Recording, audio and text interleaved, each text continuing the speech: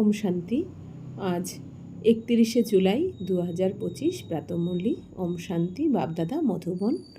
আজ মিষ্টি মিষ্টি বাবা বলছেন, মিষ্টি বাচ্চারা, তোমরা ভোরবেলা উঠে অত্যন্ত প্রেমের সাথে বলো, বাবা গুড মর্নিং। এই স্মরণের দ্বারাই তোমরা শতপ্রধান হয়ে যাবে। তো বাবা বলছেন যে ভোরবেলা, অবশ্যই বাবা কি বলেন, আমাদের ভোরবেলা অমৃতবেলা আর কি। বাবা বলছেন অমৃতবেলা যেহেতু কী হয়, বায়ুমণ্ডল শতপ্রধান থাকে, সাত্ত্বিক থাকে ওই সময়, যেহেতু সব নেগেটিভ মাইন্ডগুলো ঘুমায়, তাই না? তো বাবা এই জন্য কী বলছেন, সকালবেলা উঠে তোমরা বাবার থেকে ভরপুর হয়ে যাও, বাবার সাথে গুড মর্নিং করে বাবাকে গুড মর্নিং জানাও, বাবাও এসে আমাদের গুড মর্নিং জানায়, তাই না? তো বাবা তো আমাদের জন্যই অপেক্ষা করে, বাবা তো আমাদের জন্যই আসে, আর আমরাই যদি না উঠি। তো বাবা বলছেন প্রেমের সাথে ভালোবেসে, কারণ বাবা কিন্তু ভাবনার ভোকা, বাবাকে চালাকির দ্বারা কিন্তু বাবাকে পাওয়া যায় না, ভগবানকে পাওয়া যায় না। বাবা কি বলেন, বাবা খালি একটা জিনিসই চান, যে বাচ্চারা খালি ভালোবেসে যা করবে, ভালোবেসে হৃদয় থেকে একবার মেরা বাবা, আমার বাবা বলো, বা বাবা গুড মর্নিং বলো, তাহলেই বাবা বলছেন কি, তাহলে এই স্মরণের দ্বারাই তোমরা শতপ্রধান হয়ে যাবে। প্রশ্ন, অ্যাকিউরেট স্মরণের দ্বারা বাবার কারেন্ট প্রাপ্ত করার জন্য মুখ্য কোন গুণ আবশ্যক? উত্তর, অত্যন্ত ধৈর্য সহকারে, বুদ্ধি আর গম্ভীরতার সাথে নিজেকে আত্মা মনে করে বাবাকে স্মরণ করলে বাবার কারেন্ট প্রাপ্ত করবে, আর আত্মা শতপ্রধান হতে থাকবে। তো বাবা কি বলছেন, অ্যাকিউরেট স্মরণের দ্বারা কারেন্ট প্রাপ্ত করার কোন গুণ আবশ্যক? কারণ বাবা বলছেন অত্যন্ত ধৈর্য সহকারে তোমাদের করতে হবে, এই জন্য বাবা ধৈর্য শক্তি দিয়েছেন আমাদের, সহন শক্তি, ধৈর্য শক্তি। তো বাবা বলছেন খুবই তোমাদের ধৈর্য সহকারে, বুদ্ধি আর গম্ভীরতার সাথে কিন্তু নিজেকে আত্মা মনে করে, অর্থাৎ কি, অনেক সূক্ষ্মভাবে, যে আমি আত্মা, দুই ভ্রুকুটির মাঝখানে আত্মা ছাড়া আর কোনো কিছু স্মরণে আসবে না, এতটা, এটা অনেক প্র্যাকটিসের দরকার, হঠাৎ করে হয়ে যায় না এরকম। তো বাবা কি বলছেন, অনেক বুদ্ধির দ্বারা তোমাকে, বুদ্ধি কি করে আমাদের নির্ণয় করে, অর্থাৎ কি, বুদ্ধি আমাদের ভিজুয়ালাইজ করায়, তাই না? মন যেমন সংকল্প করে, বুদ্ধি কী করে, ভিজুয়ালাইজ করায়। তো দুই ভ্রুকুটির মাঝখানে আত্মাকে বারবার, যে আমি একটা বিন্দু স্বরূপ আত্মা, তারার মতন দেখে গম্ভীরতার সাথে, অর্থাৎ কি, কোনো ব্যক্তি, কোনো বস্তু, কোনো পদার্থ, কোনো এই দেহ বা দেহের দুনিয়ার কোনো কিছু কিন্তু মনে পড়বে না, মানে আত্মা ছাড়া কিচ্ছু না। তো এইরকম একটা, বাবা বলছেন কি, অনেক একাগ্রতার সাথে নিজেকে আত্মা মনে করে বাবাকে স্মরণ করার চেষ্টা করো, তবেই বাবার থেকে শক্তি প্রাপ্ত করবে তোমরা, আর আত্মা কী হবে, তখন শতপ্রধান হতে থাকবে। তোমাদের এখন বাবার স্মরণের আকর্ষণ হওয়া উচিত, কেননা বাবার থেকে তোমরা অনেক বড় উত্তরাধিকার প্রাপ্ত করো, তোমরা কাঁটা থেকে ফুলে পরিণত হও, তোমাদের মধ্যে সমস্ত দৈবী গুণ এসে যায়। তাহলে বাবাকে যদি আমরা স্মরণ করি, এই দুনিয়ার থেকে যদি আকর্ষণ সমাপ্ত করে নিয়ে আমরা এক বাবার প্রতি আকর্ষিত হই, তাহলে বাবা কি বলছেন, তোমরা বাবার থেকে সব থেকে বড় উত্তরাধিকার প্রাপ্ত করো। কারণ বাবা কী দিচ্ছেন, স্বর্গের বাদশাহী দিচ্ছেন, আর সব তার থেকেও কি, অতীন্দ্রিয় সুখের অনুভব, তাই না? যেই অতীন্দ্রিয় সুখের অনুভব আত্মা এতদিন করতে চাইছিল, জন্মান্তর ধরে আমরা আত্মারা কিসের জন্য এত ভক্তি করেছি, ভগবান পরমাত্মা প্রেম পাওয়ার জন্য। আর সেই পরমাত্মা প্রেম তো আগে অনুভব করব না সঙ্গমে, কারণ সত্যযুগ থেকে তো পাবোই না বাবাকে। তো উত্তরাধিকার তো দিচ্ছেনই বাবা, কিন্তু তার সাথে সাথে কি, বাবার এই যে অতীন্দ্রিয় সুখ, শান্তি, পরমাত্মা প্রেমের অনুভূতি আগে আমাদের করার দরকার। তারপর বাবা কি বলছেন, যে তারপর তো বাবার থেকে সব থেকে বড় উত্তরাধিকার তোমরা পাচ্ছ, স্বর্গের বাদশাহী পাচ্ছ, আর জ্ঞান গুণ শক্তি পাচ্ছ। তো বাবা বলছেন কি, তোমরা এখন বাবার প্রতি যত আকর্ষিত হবে, তত তোমরা কাঁটা থেকে ফুলে পরিণত হবে, অর্থাৎ আমাদের যত অবগুণ, সমস্ত অবগুণ আস্তে আস্তে বেরিয়ে যেতে থাকবে, আর আমরা সুগন্ধি ফুল, অর্থাৎ আমরা বাবার সাথে যত যুক্ত থাকবো, তত কিন্তু আমরা সবাইকে সুখ শান্তি দিতে পারবো। আর বাবা বলছেন তোমাদের মধ্যে দৈবী গুণও এসে যাবে। তো দৈবী গুণ কী, যেমন আমাদের হর্ষিত মুখতা, সহনশীলতা, পবিত্রতা, অন্তর্মুখতা, তাই না, নম্রতা, ভদ্রতা, মধুরতা, এইগুলো দৈবী গুণ অটোমেটিক, যত আমরা বাবার স্মরণে থাকবো তত কিন্তু আমাদের মধ্যে দৈবী গুণ আসবে। ওম শান্তি। বাবা বলেন, মিষ্টি বাচ্চারা, তত্ত্বম, অর্থাৎ তোমরা আত্মারাও শান্তস্বরূপ। তো বাবা বলছেন কি, বাবা যেমন শান্তির সাগর, তোমরা আত্মারাও তো শান্ত স্বরূপ, কারণ আত্মার স্বধর্মই হচ্ছে কি শান্তি। তো বাবা কি বলেন, শান্তি তো বাইরে পাওয়া যায় না, বাইরে খুঁজতেও যাবে না। তো আত্মার বাবা বলছেন কি তোমার আত্মায় স্বরূপই হচ্ছে শান্ত, কিন্তু এটা সুপ্ত অবস্থায় রয়েছে, এটাকে জাগাতে হবে, বাবার সাথে কানেকশন করো এই জন্য। তো তোমাদের অর্থাৎ সর্ব আত্মাদের স্বধর্ম হলো শান্তি। তো শান্তিধাম থেকে তোমরা এখানে এসে টকি হয়ে যাও। তো তোমরা এই কর্মেন্দ্রিয় প্রাপ্ত করো পার্ট প্লে করার জন্য। তো বাবা বলছেন শান্তিধাম কি সাইলেন্স, হ্যাঁ ওইখানে হচ্ছে সাইলেন্স, ওই পরমধাম আর কি। আর সূক্ষ্মবতন হচ্ছে কি মুভি, আর এইখানে এই সাকার মনুষ্যলোক হচ্ছে কি টকি। কেন? কারণ এখানে যেহেতু আমরা মুখে কথা বলছি, বাণীর দুনিয়া এটা, এই জন্য টকি। আর সূক্ষ্মবতনে তো এইভাবে কথা বলা যায় না, ওখানে ইশারার দ্বারা কথা হয় সূক্ষ্মবতনে, এই জন্য বলা হয় মুভি। আর পরমধাম হচ্ছে সাইলেন্স ওয়ার্ল্ড, ওইখানে একদম শান্তি। তো তোমরা এই কর্মেন্দ্রিয় প্রাপ্ত করো। তো বাবা বলছেন এই দুনিয়াতে এসে তোমরা কর্মেন্দ্রিয় অর্থাৎ শরীর কিসের জন্য পেয়েছো? পার্ট প্লে করার জন্য। কারণ আত্মা তো শরীর ছাড়া কিছু করতে পারে না, কর্ম করতে পারে না। আত্মা ছোট বড় হয় না, শরীর ছোট বড় হয়। বাবা বলেন যে আমি তো শরীরধারী নই।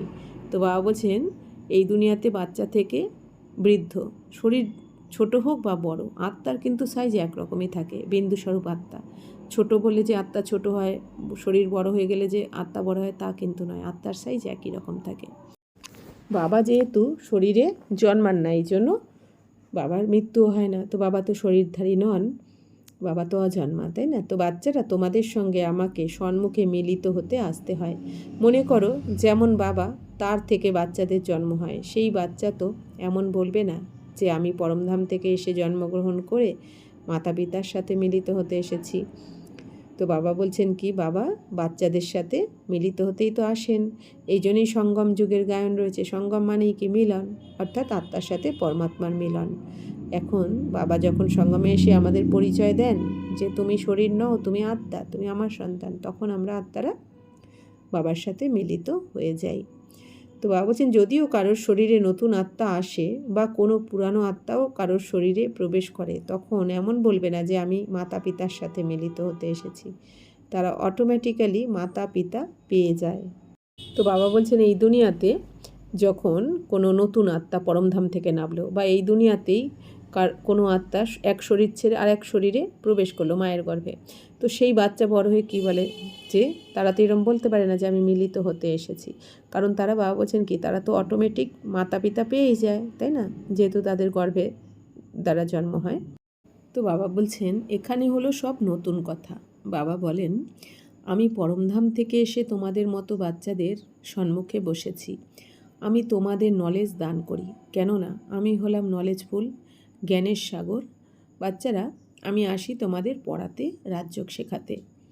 তো বাবা কি বলছেন যে এই সঙ্গমে সব নতুন কথা, কারণ বাবা তো পরমধাম থেকে এসেছেন, তাই না? আর আমরা তো গর্ভে জন্মাইনি, তাই না? আমাদের ব্রাহ্মণ বাচ্চাদের জন্ম হয়েছে কি ব্রহ্মা বাবার মুখের দ্বারা, ব্রহ্মা মুখবংশা বলি, এই জন্য আমরা ব্রহ্মা কুমার ব্রহ্মা কুমারী। তো বাবা বলছেন কি বাবা আমাদের এখন এসে জ্ঞান দিচ্ছেন, নলেজ দিচ্ছেন, তাই না? কারণ বাবা হচ্ছেন কি নলেজফুল, জ্ঞানের সাগর। তো বাবা আমাদের রাজযোগ শেখাতে এসেছেন, পড়াতে এসেছেন। বাচ্চারা তোমরা এখন সঙ্গম যুগে রয়েছো, এরপর নিজের ঘরে যেতে হবে, তাই পাবন তো অবশ্যই হতে হবে। তোমাদের অন্তরে খুবই খুশি থাকা উচিত। আহা, অসীম জগতের পিতা বলেন মিষ্টি মিষ্টি বাচ্চারা, তোমরা যদি আমাকে স্মরণ করো তাহলে শতপ্রদান হয়ে এই বিশ্বের মালিক হবে। তো বাবা কি বলছেন যে বাচ্চারা এখন তো সঙ্গম যুগে রয়েছে তোমরা,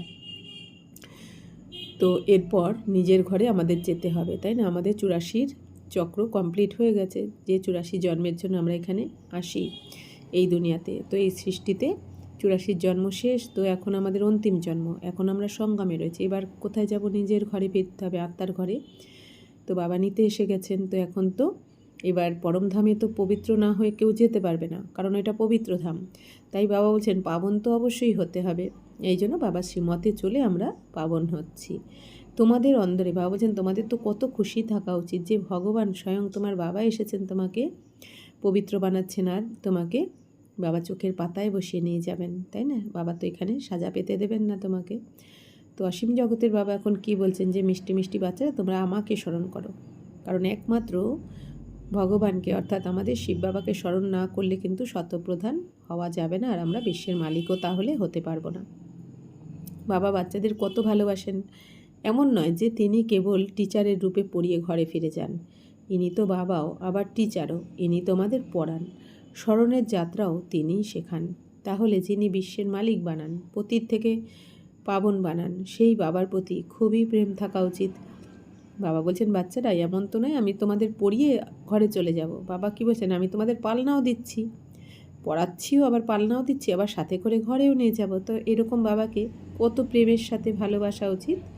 তাই বাবা বলছেন, ভোরবেলা উঠে বাবাকে আগে গুড মর্নিং করা উচিত তোমাদের।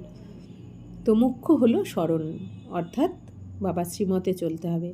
এর দ্বারা ভবিষ্যতের জন্য অনেক উপার্জন হয়। তো এখন এই একটা জন্ম আমরা বাবার স্মরণে থাকলে কি হয়, 84 জন্মের জন্য আমাদের অনেক উপার্জন হয়ে যায়। 84 জন্মের ভাগ্য আমাদের নির্ভর করছে কি এই এখনের উপার্জনের ওপর। কে কতটা বাবার স্মরণে করছি আর উপার্জন করছি তার উপর নির্ভর করছে আমাদের 84 জন্ম কতটা আমরা ভালো থাকতে পারবো। কল্পান্তর এই উপার্জন কাজে আসবে।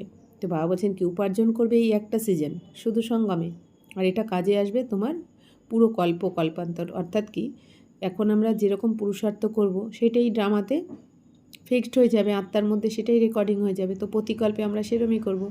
এখন যদি কম পুরুষার্থ করে কম পদ নিই তো প্রতিকল্পে তাই হবে। আর এখন যদি আমরা 100% পুরুষার্থ করে উঁচু পদ নিতে পারি তাহলে প্রতিকল্পে এটাই করব আমরা। তো তোমাদের খুবই ধৈর্যশীল হয়ে গম্ভীরতা আর বুদ্ধির সাথে স্মরণ করতে হবে। স্থূলভাবে তো বলে দেয় যে আমরা বাবাকে খুবই স্মরণ করি, কিন্তু অ্যাকুরেট স্মরণ করাতে পরিশ্রম আছে। যারা বাবাকে খুব বেশি স্মরণ করে তারা বেশি কারেন্ট প্রাপ্ত করে, কেননা স্মরণের দ্বারাই স্মৃতিতে আসা যায়। তো যোগ আর জ্ঞান দুই হলো পৃথক জিনিস। তো বাবা বলছেন যে দেখো বাচ্চারা, স্থূলভাবে মুখে তো সবাই বলে দেয় আমরা খুব স্মরণ করি, কিন্তু অ্যাকিউরেট অর্থাৎ বাবা যিনি যেমন যে নামরূপ বাবার সব কিছু জেনে বাবাকে অ্যাকিউরেট জেনে বাবাকে স্মরণ করা, বাবা বলছেন তাতে একটু পরিশ্রম আছে। কিন্তু কারণ আমরা আত্মারা কি পরমাত্মার স্মরণে তো টিকতে পারি না, কারণ আত্মার মধ্যে এত বিকর্ম এত পাপ, এই জন্য বাবার স্মরণে কিন্তু টেকা মুশকিল আছে। তো এই জন্য বাবা বলছেন কি অ্যাকিউরেট স্মরণ করাতে পরিশ্রম। যারা বাবাকে খুব বেশি স্মরণ করে তারা বেশি কারেন্ট প্রাপ্ত করে, কেননা স্মরণের দ্বারাই স্মৃতিতে আসা যায়। বাবা বলছেন যত বাবাকে স্মরণ করব তত কিন্তু আমরা বাবার থেকে শক্তি প্রাপ্ত করব। যোগ আর জ্ঞান, বাবা কি বলছেন, যোগ আলাদা আর জ্ঞান আলাদা। জ্ঞান হচ্ছে কি থিওরি, যোগ মানে প্র্যাকটিক্যাল। তো জ্ঞান আমরা তো রোজ শুনছি, অর্থাৎ থিওরি তো জেনেছি, এবার সেটা প্র্যাকটিক্যাল রূপে আনতে হবে, জীবনে ধারণ করতে হবে, তার জন্য আমাদের পরিশ্রম মন বুদ্ধির দ্বারা। যোগ হলো অনেক গভীর সাবজেক্ট, যোগের দ্বারাই আত্মা শতপ্রধান হয়। অর্থাৎ কি আমাদের যোগ তপস্যার জন্য কি করতে হয়, ত্যাগও করতে হয় কিছু। তো দেহ আর দেহের দুনিয়ার প্রতি মোহ মায়া রেখে কিন্তু আকর্ষণ রেখে কিন্তু যোগ আমরা যোগে থাকতে পারবো না, সফল হতে পারবো না। আমাদের দেহ আর দেহের দুনিয়ার থেকে যত বৈরাগ্য আসবে মন বুদ্ধির দ্বারা, তত কিন্তু বাবার সাথে আমাদের যোগের কারেন্ট বেশি পাওয়া যাবে আমরা। তো বাবা বলছেন কি যে তোমরা হেলদি হয়ে যাবে, যত বাবার থেকে কারেন্ট প্রাপ্ত করবে, শক্তি প্রাপ্ত করবে, তত তোমরা হেলদি হয়ে যাবে। এই কারেন্টের দ্বারা আয়ুও বৃদ্ধি হয়। বাচ্চারা স্মরণ করলে বাবাও সার্চ লাইট প্রদান করেন। বাবা বলছেন যে যত আমরা আত্মা মনে করে পরমাত্মাকে স্মরণ করব বাবাকে, তত বাবার থেকে আমাদের কি সার্চ লাইট আসতে থাকবে, শক্তি আসতে থাকবে, কিরণ আসতে থাকবে, আর তত আমরা কি হব, হেলদি হয়ে যাব, আর আয়ুও বেড়ে যাবে। অর্থাৎ এখানে নয়, সঙ্গমে আয়ু নয়, আমাদের সত্যতেতাতে। ওইখানে কি অমর লোকে যাচ্ছি, ওখানে তো কেউ 150 বছরের আগে কেউ শরীরই ছাড়বে না, তাও স্ব ইচ্ছায় সবাই শরীর ছাড়বে, আর হেলদিও হয়ে যাবে ওখানে তো কোনো রোগ ব্যাধি হয়ই না, ওখানে সম্পূর্ণ সুস্থ। তো কি করে হবে হেলদি, আর হব কী করে, আর আয়ু কী করে বৃদ্ধি পাবে, এখন যত বাবার স্মরণে থাকবো, যত আত্মা পবিত্র হবে তত। মিষ্টি বাচ্চাদের এই কথা পাক্কা স্মরণ রাখতে হবে। শিব বাবা আমাদের পড়ান, শিব বাবা পতিত পাবনও, তিনি সদ্গতি দাতাও। সদ্গতি অর্থাৎ তিনি স্বর্গের উত্তরাধিকার দান করেন। তো বাবা কি, বাবারই অনেক মহিমা, বাবাই পতিত পাবন, পতিতদেরকে পবিত্র একমাত্র বাবাই বানাতে পারেন। তো বাবাই সদ্গতি দাতা, অর্থাৎ বাবা যখন আসে এই দুনিয়াতে সবার সদ্গতি হয়ে যায়। মনুষ্য বা প্রাণী সবার, পশু পাখি সবার সদ্গতি এই সময় হয়ে যায়। তো সদ্গতি অর্থাৎ কি, তিনি স্বর্গের উত্তরাধিকারও দান করেন আমাদের। তো তো বাবা কত মিষ্টি, তিনি কত প্রেমের সঙ্গে বাচ্চাদের বসে পড়ান, বাবা দাদার দ্বারা আমাদের পড়ান। তো বাবা কিভাবে পড়ান? ব্রহ্মা বাবার মুখের দ্বারা। এই জন্য ব্রহ্মা বাবাকে বলা হচ্ছে দাদার দ্বারা আমাদের পড়ান। কারণ কি, শিব বাবা প্রথমে এসে ব্রহ্মা বাবার আত্মাকে অ্যাডপ্ট করলেন, তারপর ব্রহ্মা বাবার মুখের দ্বারা আবার আমাদেরকে। তো আমাদের হিসেব মতো আমাদের আত্মার দাদা হয়ে যায় ব্রহ্মা বাবার আত্মা, কারণ ব্রহ্মা বাবার আত্মাও তো বাবারই সন্তান। তো বাবা বলছেন যে বাবা বাচ্চাদের কত ভালোবাসেন, কোনো কষ্ট দেন না। তিনি কেবল বলেন আমাকে স্মরণ করো, আর চক্রকে অর্থাৎ 84 চক্রকে বাবা বলছেন যে স্মরণ করো। তো বাবার স্মরণে হৃদয় একদম স্থির হওয়া উচিত। এক বাবার স্মরণ করার জন্যই মন অস্থির হওয়া চাই, কেননা বাবার থেকে কত বড় উত্তরাধিকার প্রাপ্ত হয়। তো বাবা কি বলছেন? বাবার স্মরণে এতই মগ্ন হয়ে যাও যেন এই স্মরণ স্থির হয়ে যায়, যেন বাবা ছাড়া আর কিছু স্মরণেই না আসে, অর্থাৎ বাবা, বাবার শ্রীমত। তো এক বাবার স্মরণেই বাবা বলছেন যে মন অস্থির হওয়া চাই। বাবা বলছেন কি, মন যদি অস্থির হতেই চায় তো বাবার স্মরণ করার জন্য অস্থির হও, এই দুনিয়ার প্রতি যেন মন অস্থির না হয়। কেননা বাবার থেকে কত বড় উত্তরাধিকার প্রাপ্ত হয়, কারণ যে বাবার থেকে আমরা 84 জন্মের ঝুলি ভরপুর করছি, তো সেই বাবাকে তো এখন কত আমাদের ভালোবেসে স্মরণ করা উচিত। নিজেকে পর্যবেক্ষণ করা উচিত যে বাবার প্রতি আমাদের কতখানি প্রেম আছে, কারণ প্রেম ছাড়া তো স্মরণ করা যাবে না, তাই না? প্রেম যার সাথে থাকবে তাকে স্মরণ করব। তো এই জন্য দেখতে হবে যে আমাদের প্রেম বাবার সাথে আছে কি না, তবেই বাবা স্মরণে আসবে, না হলে আসবে না। আমাদের মধ্যে দৈবী গুণ কতখানি আছে এটাও বাবা বলছেন চেক করো, দৈবী গুণ কতটা ধারণ করেছো, পরনিন্দা পরচর্চা এইসব করো কি না। তো কেননা বাচ্চারা তোমরা কাঁটা থেকে ফুলে পরিণত হচ্ছ, তোমরা যত যোগে থাকবে ততই কাঁটা থেকে ফুল এবং শতপ্রধানও হতে থাকবে। তো কি বলছেন, যত যোগে থাকবে অর্থাৎ যত বাবার প্রত্যেকটা Srimat second by second follow করবে, মন বুদ্ধিতে বাবার সাথে কম্বাইন্ড হয়ে যে কোনো কর্ম করবে, তত তোমরা কাঁটা থেকে ফুল, অর্থাৎ এই যে অবগুণ ছিল আমাদের কাম ক্রোধ লোভ মোহ অহংকার, এগুলো আস্তে আস্তে মিটে যেতে থাকবে, আর আমরা আত্মারা শতপ্রধান হতে থাকব। যে অনেক কাঁটাকে ফুলে পরিণত করে তাকেই প্রকৃত সুগন্ধি ফুল বলা হয়, তাই না? অর্থাৎ যে আত্মা, বাবা বলছেন কি এই দুনিয়াতে তো সবাই কাঁটা, একজন আরেকজনকে কাঁটা দিচ্ছে, তো সেই কাঁটাকে ফুলে যত পরিণত করবে অর্থাৎ সুগন্ধি ফুলে পরিণত করবে, সেই হচ্ছে প্রকৃত সুগন্ধি ফুল। সে কখনোই কাউকে কাঁটা লাগাবে না, অর্থাৎ দুঃখ দেবে না। ক্রোধও অনেক বড় কাঁটা, ক্রোধ অনেককে দুঃখ দেয়। এখন তোমরা বাচ্চারা কাঁটার দুনিয়া থেকে পৃথক হয়ে গেছো। তো বাবা বলছেন ক্রোধ হচ্ছে সব থেকে অনেক বড় কাঁটা, কিন্তু ক্রোধের জন্যই তো এই দুনিয়াতে এত লড়াই ঝগড়া মারামারি, তো এটাও একটা বড় বিকার। তো বাবা বলছেন তোমরা এখন কিন্তু সঙ্গম যুগে রয়েছো। মালি যেমন ফুলকে আলাদা পাত্রে রাখে, তেমনই তোমাদের মতো ফুলদেরও এখন সঙ্গম যুগী পটে আলাদা রাখা হয়েছে। তো বাবা বলছেন কি, আমরা আগে কোথায় ছিলাম? কলিযুগে কাঁটার জঙ্গলে ছিলাম। এখন বাবা কি করলেন, এই কাঁটার জঙ্গল থেকে আমাদের যে বাচ্চাদেরকে বেছে বেছে তুলে নিয়ে সঙ্গমযুগী পটে রেখে দিলেন, আর আমাদের সুগন্ধি ফুল বানাচ্ছেন। তো এরপর বাবা বলছেন কি, তোমরা ফুলরা স্বর্গে চলে যাবে আর কলিযুগী কাঁটারা ভস্ম হয়ে যাবে। তো বাবা বলছেন এরপর তো বিনাশের পর কী হবে? এখনও বাবা আমাদের সুখ শান্তিতে সম্মানের সাথে ঘরে নিয়ে যাবেন, তারপর আমরা চলে আসবো সুখধামে আর কি, স্বর্গে।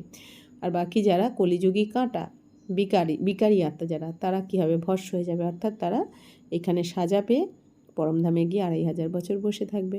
তারপরে যে যার সময় অনুযায়ী দাপরে বা কলিযুগে নামবে পার্ট প্লে করতে।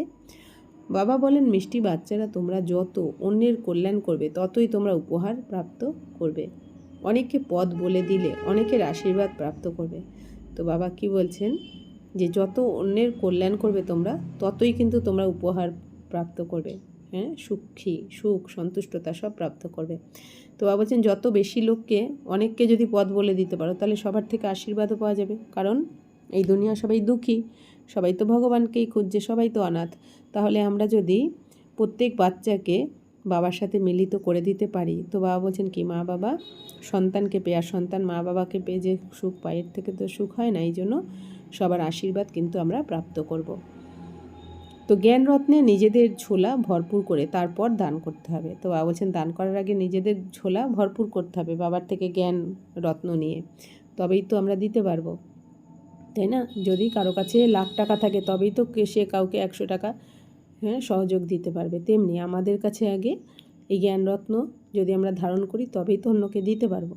তো জ্ঞানের সাগর তোমাদের রত্নের ঝোলা ভরপুর করে দেন। যারা তার দান করে তারাই সকলের প্রিয় হয়। তো বাবা বলছেন যারা বাবার থেকে আমরা জ্ঞানরত্ন নিয়ে ঝুলি ভরছি, আর এই ঝুলি থেকে আমরা যত জ্ঞানরত্ন সবাইকে দান করব তত কিন্তু কমে না, দান করলে বাড়ে।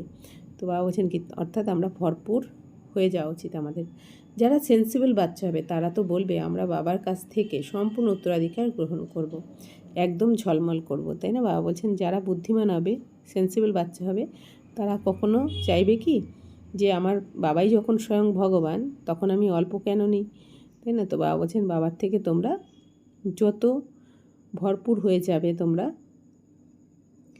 আর যত বাবা বলছেন তোমরা সেন্সিবল বাচ্চা হবে, বুদ্ধিমান হবে, তত কিন্তু বাবার থেকে তোমরা সম্পূর্ণ উত্তরাধিকার গ্রহণ করতে পারবে।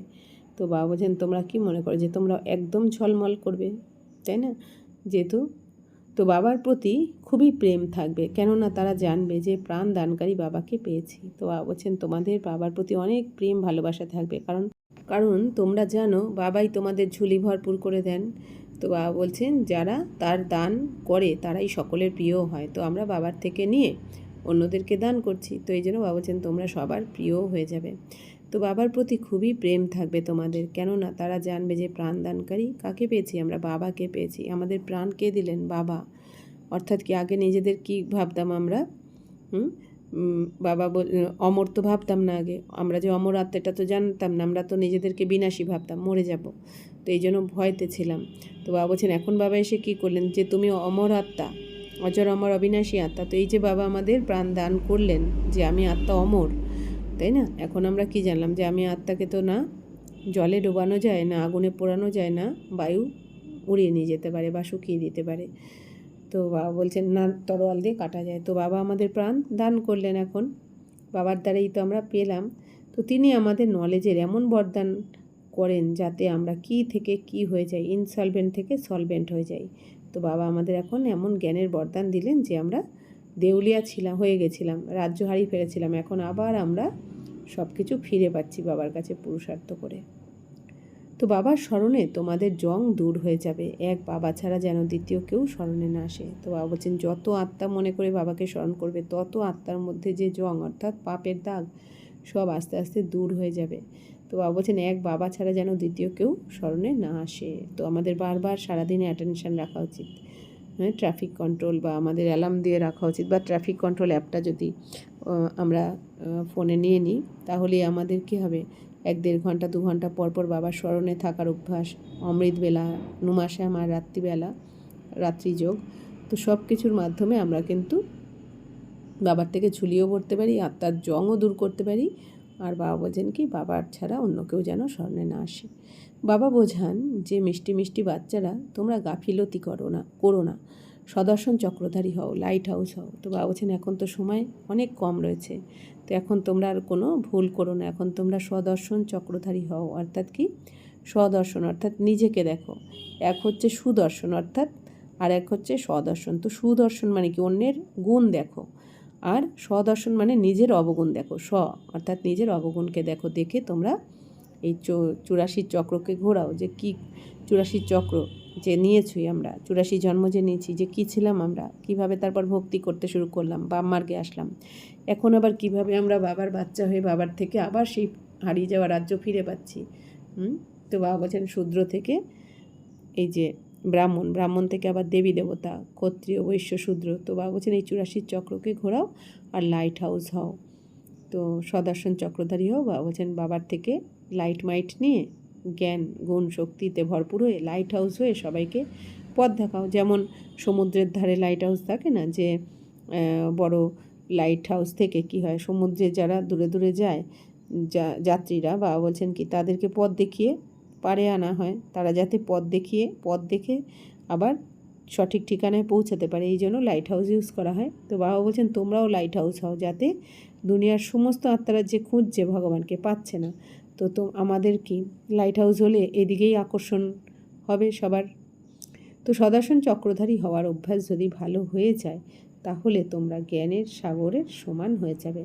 বাবা বলছেন সদর্শন চক্রধারী অভ্যাস যদি ভালো করে করো তাহলে জ্ঞানের সাগরের সমান তোমরা হবে।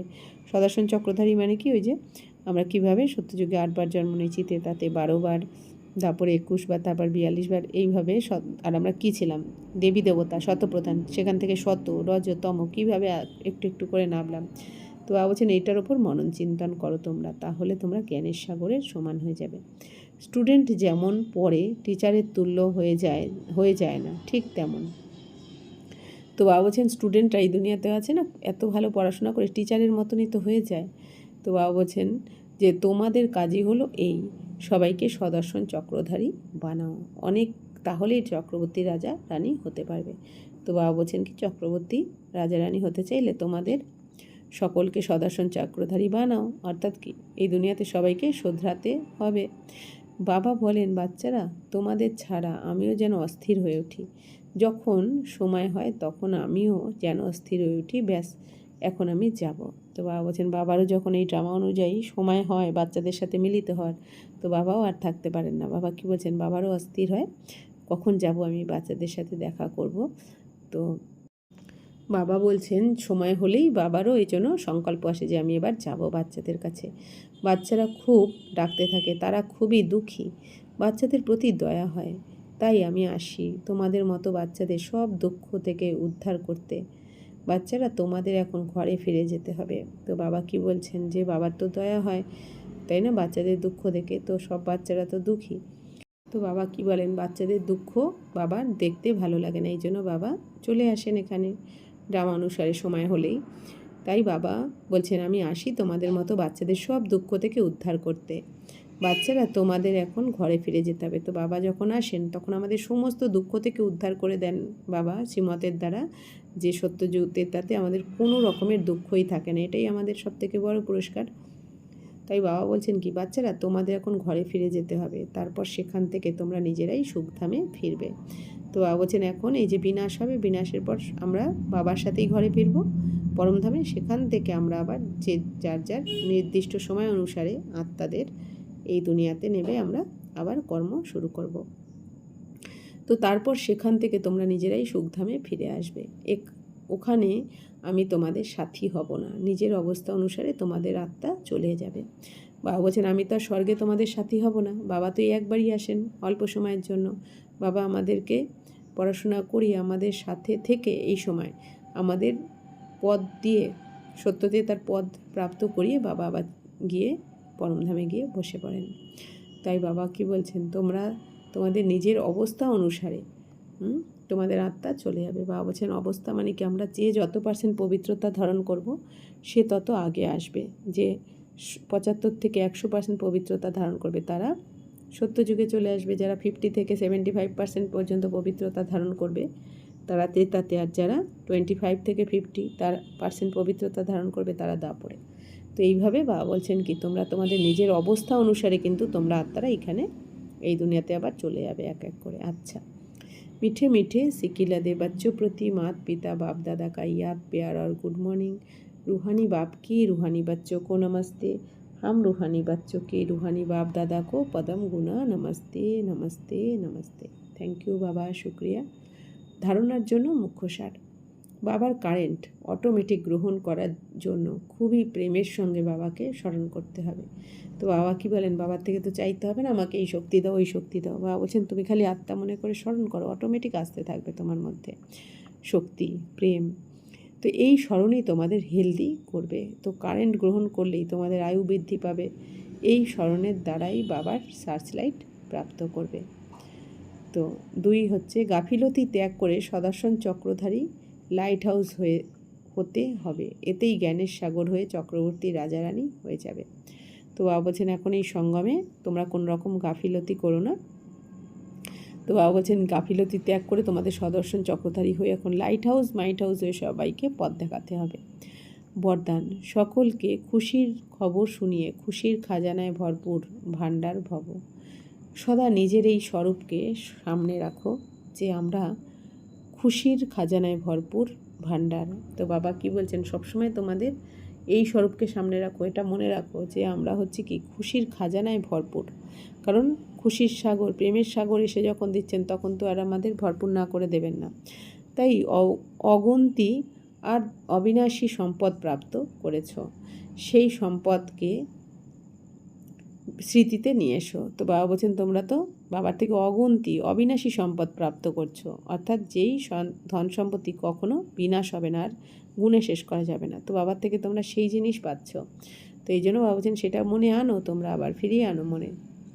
তো এই সম্পদকে স্মৃতিতে আনলে খুশি হবে, আর সেখানে খুশি যেখানে খুশি থাকবে আর যেখানে খুশি থাকবে আর যেখানে খুশি আছে সেখানে সদাকালের জন্য দুঃখ দূর হয়ে যায়। তো বাবা বলছেন কি, যে এই সম্পদকে স্মৃতিতে রাখলে, যে বাবা আমাদের যে দিচ্ছেন খাজানা দিচ্ছেন, তো এই সম্পদে যদি বাবা বলছেন তোমরা ভরপুর থাকো তাহলে তোমরা তো অনেক খুশি থাকবে।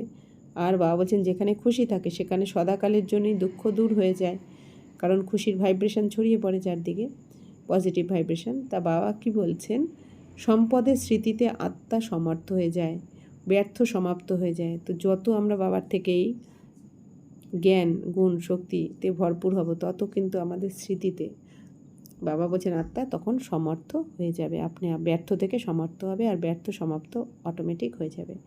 ভরপুর আত্মা কখনোই অস্থিরতাতে আসে না, সে বরং যেমন খুশিতে থাকে আর অন্যদেরও খুশির খবর শোনায়। বাবা বলছেন যে আত্মা বাবার জ্ঞানগুণ শক্তিতে ভরপুর হবে সে কখনো অস্থিরতার অনুভব করবে না। এমন নয় তাদের জীবনে পরিস্থিতি আসবে না, আসবে, কিন্তু বাবা বলছেন যেহেতু খুশিতে রয়েছে তাই সমস্ত ব্যর্থ সমাপ্ত হয়ে যাবে। তো ভরপুর আত্মা বাবা বলছেন কখনোই অস্থিরতাতে আসে না, তাই না? ভরপুর যে আত্মা হয়, বাবার থেকে খাজানা নিয়ে যে ভরপুর হয়ে গেছে, সে নিজেও শান্ত থাকে, খুশি থাকে, সন্তুষ্ট থাকে আর অন্যদেরকেও এই খুশির খবর শোনাতে থাকে। স্লোগান, যোগ্য হতে হলে কর্ম আর যোগের ব্যালেন্স রাখো। তো বাবা বলছেন যদি তোমরা রাজযোগের দ্বারা যোগ্য হতে চাও আর স্বয়ং ভগবান বানাচ্ছেন, তার মানে কে তো হতেই হবে, কিন্তু তবুও বাবা কি বলেন পুরুষার্থ তো তোমাদের করতে হবে। এই জন্য যোগ্য যদি হতে চাও তোমাদের কর্ম আর যোগের মধ্যে ব্যালেন্স রেখে করো। তো কর্ম করছো মানে করেই যাচ্ছ, যোগের ধ্যান নেই, আবার যোগ করছো তো যোগই করে যাচ্ছ, কর্মের ধ্যান নেই না। বাবা বলছেন ব্যালেন্স রেখে করো, তাহলেই তোমরা যোগ্য বাচ্চা হবে। অব্যক্ত ইশারা, সংকল্পের শক্তি জমা করে শ্রেষ্ঠ সেবার নিমিত্ত হও। সেবাতে বাণীর দ্বারা সন্দেশ দেওয়াতে সময়ও লাগাও, সম্পত্তিও লাগাও, অস্থিরতাতেও আসো, আবার পরিশ্রান্তও হও, কিন্তু শ্রেষ্ঠ সংকল্পের সেবাতে এইসব বেঁচে যাবে। তাই এই সংকল্প শক্তিকে বৃদ্ধি করো, দৃঢ়তা সম্পন্ন সংকল্প করো, তাহলে প্রত্যক্ষতাও শীঘ্র হবে। বাবা বলছেন তোমরা অনেক সেবা করো, সেবাতে বাণীর দ্বারা অনেক সবাইকে সন্দেশ দাও, এই খবর পৌঁছাও, তো তার জন্য তোমরা কি সময়ও লাগাচ্ছ, সম্পত্তিও খরচ করছো, আবার অস্থিরও হয়ে যাচ্ছ, অনেক সময় পরিশ্রান্ত হয়ে যাচ্ছ, ক্লান্ত হয়ে যাচ্ছ। কিন্তু বাবা এখন কি বলছেন, যে এই জন্য তোমাদের শ্রেষ্ঠ সংকল্প যদি করো, তো শ্রেষ্ঠ সংকল্পের যদি সেবা করো তাহলে কি হবে, তোমাদের সময়ও বেঁচে যাবে, সম্পত্তিও বাঁচবে, আর অস্থিরতাতেও আসতে হবে না, ক্লান্তও হবে না। তো কম সময়ে বেশি সেবা করতে পারবে। এই জন্য বাবা বলছেন যে দৃঢ়তা সম্পন্ন সংকল্প করো, যেটা হবেই, পজিটিভ সংকল্প আর তার সাথে সাথে দৃঢ়তা, বিশ্বাস, নিশ্চয়, যেটা হতেই হবে। তো বাবা বলছেন দৃঢ়তা সম্পন্ন যদি সংকল্প করো তাহলে বাবাকে প্রত্যক্ষ তোমরা শীঘ্রই করতে পারবে। ওম শান্তি।